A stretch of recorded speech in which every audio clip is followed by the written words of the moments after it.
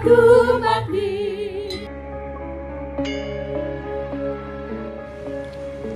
Oh, sebuah kehormatan bagiku untuk menerima kedatangan dari tamu agung putra mahkota Mataram ini.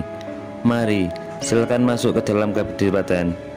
Mohon dimaafkan jika sambutan dan suguhan kami kurang berkenan di hati, jawab Adipati Purabaya dengan sikap ngampurancang mempersilahkan tamunya memasuki pendapa kadipaten. Rupanya hujan tak jadi datang pada hari itu. Meskipun sesekali guruh mendetu di atas awan kelabu pada sore hari, tapi sepertinya alam sedang menghormati kedatangan tamu agung dari Mataram di Kadipaten Pemalang. Malang pun bintang gumintang saling berpendaran menghiasi langit kembali. Sore tadi, Adipati Anom Tejoningrat dan Tumenggung Danubaya didampingi oleh Adipati Purabaya dan disertai rombongan pengawalnya telah nyekar di Panggirit, di mana jasad Pangeran Benowo, penguasa negara Bajang itu dimakamkan. Raden Mas Tejoningrat dalam bimbingan Tumenggung Danubaya yang dipercaya untuk mendampingi perjalanannya dengan takzim mengirimkan doa-doa kepada leluhurnya itu.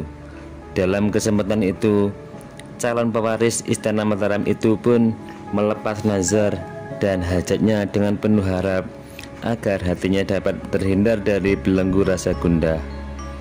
Malam itu, dengan disinari lampu damar yang terpasang di setiap saka guru penyangga pendapa kadipaten, bangsawan Istana Mataram itu dijamu dengan aneka makanan dan masakan yang hanya didapati di wilayah pesisir. Raden Mas Tejoningrat mulai menunjukkan kegembiraan atas sambutan hangat dan keceriaan dari keluarga kadipaten. Beberapa masakan hasil laut tersaji di meja besar, batu kualam putih bening, ikan tenggiri, kuah pindang, bandeng bakar, kepiring, rajungan rebus, dan sate kerang-kerangan terhidang di depannya. Mata putra mahkota Mataram itu mengamati beberapa masakan yang sepertinya baru dilihatnya pada malam itu. Sesekali dia menanyakan nama dan jenis makanan yang tersaji. Dengan penuh kesabaran dan rasa senang pula, istri sang Adipati Pemalang menerangkan kepada pembesar agung penguasa tanah Jawa Dwipa itu, ini namanya Swike Ranco Jinuhun. Memang makanan ini asalnya dari orang-orang Cina yang banyak berdatangan di wilayah pesisir utara. Dari mereka pula aneka makanan bertambah. Kami pun kemudian memadukannya dengan bumbu-bumbu Jawa pesisir sehingga rasanya semakin beraneka ragam. Nah, suwiki ini banyak dari daging katak yang besar, kemudian dibumbu kuah tauco yang banyak dari kedelai dan rempah-rempah lainnya. Memang rasanya agak asin bagi lidah orang pedalaman. Maklum, kami orang pesisir sehingga terbiasa dengan rasa asin-asin, terang istri Adipati Pemalang. Semua bangsawan yang melingkari meja besar itu tertawa senang mendengar keterangan istri Adipati Pemalang. Suasana pun menjadi tidak kaku lagi, karena beberapa pegawai daerah awalnya merasa canggung dan ricuh dengan bangsawan agung dari Mataram yang datang dengan tiba-tiba itu. Kalau ini makanan apa namanya bibi? Tunjuk Raden Mas Tejoningrat yang mulai senang dengan suasana keceriaan tersebut. Oh, itu namanya nasi grombyang. Bahan utamanya dari daging kerbau yang dimasak dengan kuah dari biji keluak sehingga warnanya menjadi kehitam-hitaman dan ditaburi dengan daun bawang merah. Kami di sini lebih memilih memakan daging kerbau daripada daging sapi. Maklumlah, semua ini demi menghormati saudara-saudara yang berkeyakinan agama Hindu, karena masih banyak penganutnya di wilayah pesisir ini. Silakan dicicipi, Sinuhun. Istri Adipati Pemulang mempersilahkan dengan sopan. Raden Mas Tejoningrat tersenyum mengangguk dan segera mengambil makanan berkuah panas yang dihidangkan dengan mangkuk porselen kecil buatan Cina yang hanya ditemui di wilayah Pemalang tersebut. Rasanya enak, gurih dan empuk daging hitamnya, ucapnya lugu setelah mencicipi rasanya dan menyerebut kuah segar itu dengan lahap. Orang-orang yang memandangi anak muda itu menjadi turut senang dan gembira melihat kepolosannya. Lalu mereka pun turut melahap makanan yang mulai disukai oleh putra Raja Mataram itu. Mengapa daerah ini dinamai Pemalang, Paman Adipati? Kalau tidak salah, bukankah Kadipaten Tegal juga termasuk wilayah kekuasaan Pemalang juga? Tanya Raden Mas Tejoningrat tiba-tiba setelah menandaskan semangat semangkuk nasi grombyang. Semua mata pun segera mengarah kepada si penanya dengan penuh seksama. Oh betul, Sinuhun, Tlatah Tegal adalah batas sebelah barat wilayah Kadipaten Pemalang. Di sebelah timur adalah Kadipaten Pekalongan, Kadipaten Batang, dan Kadipaten Kendal sebagai batas sebelah timur kadipaten ini. Adapun nama Pemalang sendiri, menurut cerita para orang tua kami, diberikan oleh Syekh Maulana Maghribi yang saat itu bertugas sebagai waliullah untuk menyebarkan agama Islam di wilayah pesisir ini. Konon masyarakat di wilayah inilah yang terakhir kali baru bisa menerima agama Islam. Dinamakan Pemalang karena banyak kejadian-kejadian dan kekuatan alam yang membuat agama Islam sukar dan seperti terhalang-halangi untuk disiarkan di sini, terang Adipati Pemalang. Menurut kepercayaan orang-orang dahulu, disinilah terletak kerajaan Mandaraka yang dipimpin oleh Prabu Salya. Kesaktiannya adalah karena beliau memiliki ilmu yang dinamakan Candra Birawa, berupa ribuan raksasa bajang yang jika dibunuh satu maka akan tumbuh menjadi kelipatannya.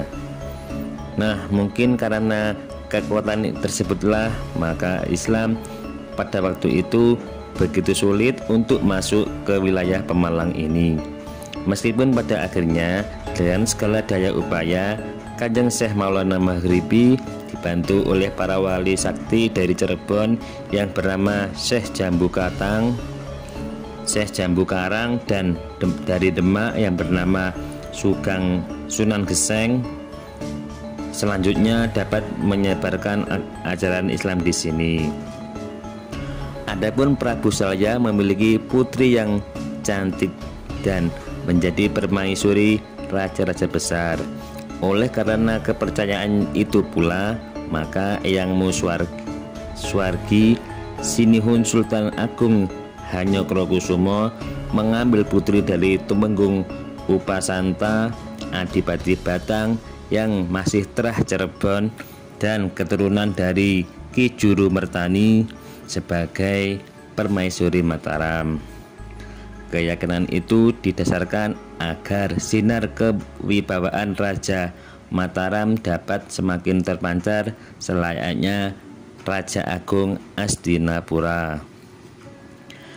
Dari perkawinan tersebut lahirlah Raden Mas Saidin yang kini berkuasa sebagai Raja Mataram, bergelar Susuhunan Amangkurat Agung.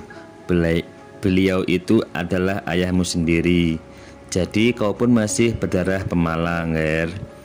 terang Tumenggung Danubaya lebih lanjut. Wajah Raden Mas Tejoningrat semakin ceria dengan senyuman di gulung. Semua yang mendengar penuturan Tumenggung Danubaya mengangguk-anggukkan kepala dengan senyum lebar tersungging di bibir masing-masing. Setelah Adipati Anom Mataram itu mengangguk-angguk senang membalas tatapan mata hadirin, maka semuanya pun tertawa-tawa.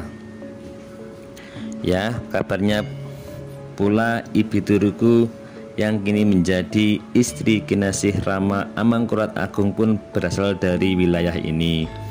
Meskipun kehadirannya di Istana Pleret membuat beberapa masalah, tapi aku mengagumi dan menghormati Ibu Ratu Truntum. Dari beliaulah aku belajar pula tentang seni karawitan dan pedalangan. Banyak cerita-cerita pewayangan yang telah diberikan olehnya. Aku pun suka jika beliau sedang mendalang ataupun menyinden karena suaranya yang merdu. Barangkali keprigelan yang jarang dimiliki oleh para wanita itulah yang membuat Rama Amangkurat kesengsem. Tentu saja selain dari dirinya yang memang cantik dan pandai merias diri serta pembawaannya yang menyenangkan. Oleh sebab itu, Rama Amangkurat pun lebih mempercayai semua kata-kata Ibu Ratu Truntum daripada istri-istri yang lainnya. Barangkali itulah yang membuat beberapa kalangan di istana menjadi iri dan khawatir dengan kelebihan Ratu Truntum atau Nyi Panjang, ucap Adipati Anom yang tanpa sadar telah membeberkan isi permasalahan di dalam Istana Mataram. Matanya kemudian selintas memperhatikan lelaki muda yang duduk di sebelah Nyai Adipati Purabaya. Kalau ditaksir, mungkin usianya sebaya dengannya, sekitar 16 atau 17 tahunan. Dia duduk dengan tenang, sikap yang sopan, bergabung menikmati kebersamaan di meja makan. Adipati Purabaya mengikuti arah mata Adipati Anom Mataram, kemudian menengok memperhatikan yang sedang dituju di sebelah istrinya. Oh, mohon dimaafkan jika tadi kami belum sempat memperkenalkan kepada anak Mas Adipati Anom Mataram. Dia ini adalah anakku yang sulung, namanya Subajaya. Ayo Nger, berikan sembah hormat kepada calon rajamu, perintah sang Adipati Pemalang. Maka anak muda itu pun tersenyum dan segera memberikan sembah hormat dengan mengantupkan kedua tangan di depan mata sambil menunduk. Adipati Anom Mataram turut tersenyum, senang mendapatkan penghormatan darinya. Dia pun mengangguk sebagai petanda menerima sembah putra sulung sang Adipati. Makan malam pun disudahi. Beberapa pembantu lelaki dan perempuan dengan sikap sopan dan kepala yang tetap menunduk segera membereskan meja makan. Bangsawan pewaris tahta Mataram pun segera dipersilahkan menuju ke sebuah ruangan dalam kadipaten untuk berbincang-bincang dengan sang Adipati Pemalang dan beberapa kalangan tertentu saja. Nyai Adipati segera bergegas menyiapkan tempat peristirahatan untuk tamu agungnya.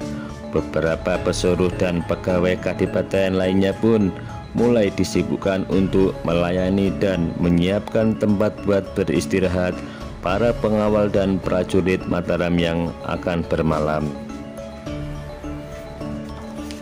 Di dalam ruangan tersebut hanya 6 orang saja yang duduk melingkar sebuah meja kayu jati yang tidak begitu besar. Ukiran penyangga meja dan kursinya begitu halus dan indah, apalagi kursinya yang jok dan sandarannya tinggi dengan jalinan rotan yang dianyamnya rapat.